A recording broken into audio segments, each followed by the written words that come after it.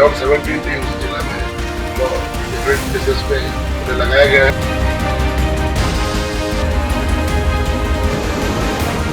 Cyclone के डर से सब बेचारे वापस चले जा रहे हैं एंड जो सरकार ने एडवाइजरी जारी की, हम लोग इस चीज़ को फॉलो कर रहे हैं।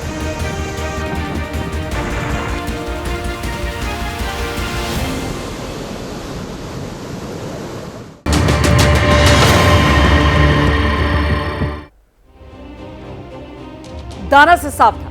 आगे का एजेंडा में विस्तार से अब इसी पर बात करने जा रहे हैं हम। जानकारी आप तक पहुंचाएंगे। आज बंगाल ओडिशा से टकराने की तैयारी में है दाना तूफान। आज रात से कल सुबह तक तूफान का लैंडफॉल हो सकता है और सबसे पहले ओडिशा के जो भीतर कनिका का इलाका है वहां पर दस्तक देगा ये दाना तूफान।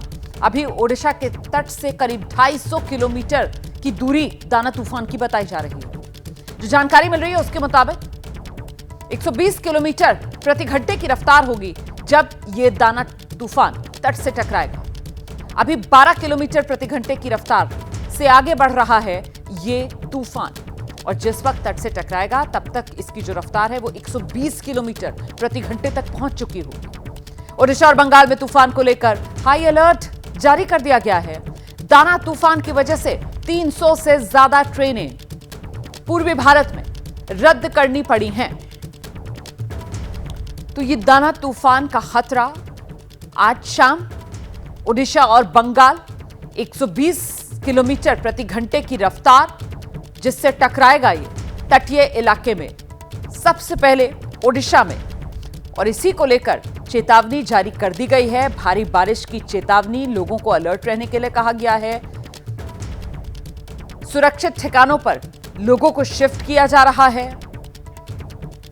हम सीधे आपको लेकर चलेंगे ओडिशा के भद्रक से। हमारे साथ हमारे सहयोगी अंकित गुप्ता और पश्चिम बंगाल के दीघा से पार्थ प्रतिम घोष हमारे साथ इस समय मौजूद हैं। पहले जरा आपको पश्चिम बंगाल दीघा लेकर चलेंगे पार्थ प्रतिम घोष के पास और जानते हैं पार्थ से दाना की दस्तक यहां बंगाल में किस तरह सुनाई पड़ रही है। पार्थ,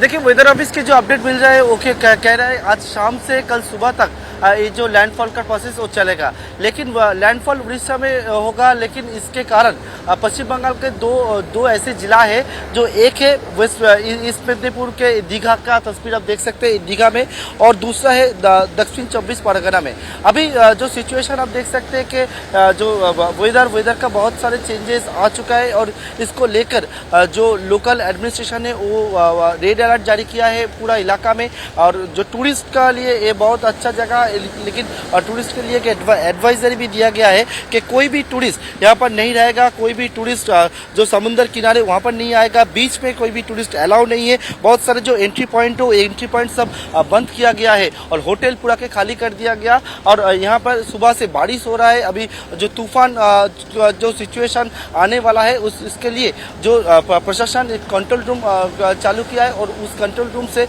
वो दिन रात पूरा देख रहे हैं कि कहाँ का क्या सिचुएशन। एनडीआरएफ एसडीआरएफ की टीम भी तैनात किया गया है। जो लोलैंड एरिया है वो लोलैंड एरिया में जो लोग रहते हैं उन लोगों को हटाकर जो साइक्लोन सेंटर है उस साइक्लोन सेंटर में भी ले जाने का प्रोसेस अभी चल रहा है। बिल्कुल। तो दीघा से पार्थ हमारे साथ मौजूद हैं और ये उत्तर 24 परगना की कुछ और तस्वीरें आपके सामने हैं। देखिए किस तरीके से यहाँ पर तेज़ बारिश होती हुई नज़र आ रही है इन तस्वीरों में, और तेज़ हवाओं की वजह से जिस तरीके की वो तबाही की दस्तक है जो अभी से दिखाई सुनाई पड़ रही है, अंदाज़ा आप इन तस्वीरों को देखकर लगा सकते हैं। देखिए कितनी तेज़ रफ्तार के साथ हवाएं इस वक्त चल रही हैं। 24 परगना की ये तस्वीरें आपके सामने। तेज़ बारिश इस वक्त पश्चिम बंगाल में हो रही है।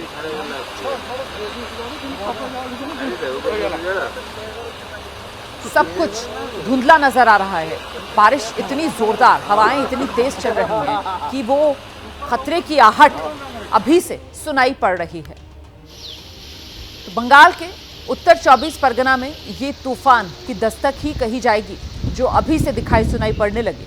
हालांकि ये जो तूफान है ये देर शाम या रात तक टकराएगा और सबसे पहले ओडिशा के तटीय इलाकों में ये टकराएगा दाना तूफान। लेकिन इसका असर जो है वो पश्चिम बंगाल तक महसूस किया जाएगा और उसी की ये आहट अभी से पश्चिम बंगाल उत्तर 24 परगना में किस रूप में देखी जा सकती है।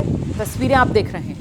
मैं अब सीधे आपको लेकर चलूंगी, हमारे साथ हमारे सहयोगी अंकित गुप्ता भी इस वक्त मौजूद हैं। उड़ीसा के भद्रक से अंकित हमारे साथ मौजूद है और उड़ीसा में ही सबसे पहले तटीय इलाके में ये दाना तूफान टकराएगा, जैसा कि मौसम विभाग की तरफ से जानकारी दी गई है। ऐसे में क्या अभी से दाना तूफान की वजह से मौसम में बदलाव यहाँ उड़ीसा में देख रहे हैं क्या आप अंकित? बिल्कुल रोमाना, वो बदलाव देख रहे हैं और फिलहाल इस वक्त अभी हम खड़े हुए हैं तो बारिश रुकी हुई है, लेकिन रात में 3 बजे से ही जो तटीय इलाके हैं वहाँ ही नहीं, सिर्फ जो पुरी या फिर भुवनेश्वर की बात की जाए, कटक की बात की जाए, लगातार बारिश हो रही थी। अभी कुछ मिनटों से बारिश रुकी हुई है, हवाएं तेज होती जा रही हैं, लेकिन हम आपको जो लेकर के चल रहे हैं उस जगह पर जहां पर ये इसका लैंडफॉल होगा, यानी कि धामरा जो पोर्ट जिसके बारे में बताया जा रहा है कि उसी के आसपास के इलाके में होगा लैंडफॉल। और एबीपी न्यूज आपको सीधे ग्राउंड जीरो पर उसी जगह पर लेकर चल रहे हैं। लेकिन एक बड़ी जानकारी देना चाहूंगा, वो जानकारी ये है कि एनडीआरएफ की 20 टीमें यहां पर तैनात की गई हैं, वहीं 13 टीमें जो है कोलकाता में पश्चिम बंगाल के लिए रखी गई हैं। और उसी बात से अंदाजा लगता है कि ओडिशा इस मामले में जो तैयारियां की जा रही हैं सबसे ज्यादा संवेदनशील फिलहाल मैं शब्द का इस्तेमाल कर रहा हूं, क्योंकि यहां पर जो कुछ इलाके ऐसे हैं जहां कहा जा रहा है जब लैंडफॉल होगा, यानी कि जो देर रात में, तो उस दौरान करीबन 120 किलोमीटर प्रति घंटे की स्पीड से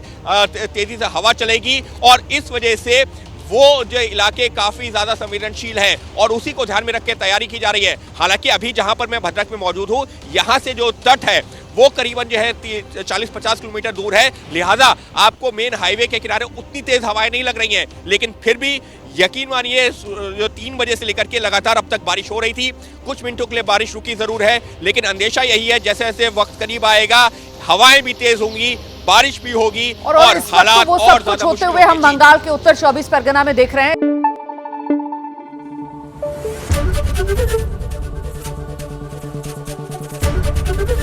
एबीपी न्यूज आपको रखे आगे।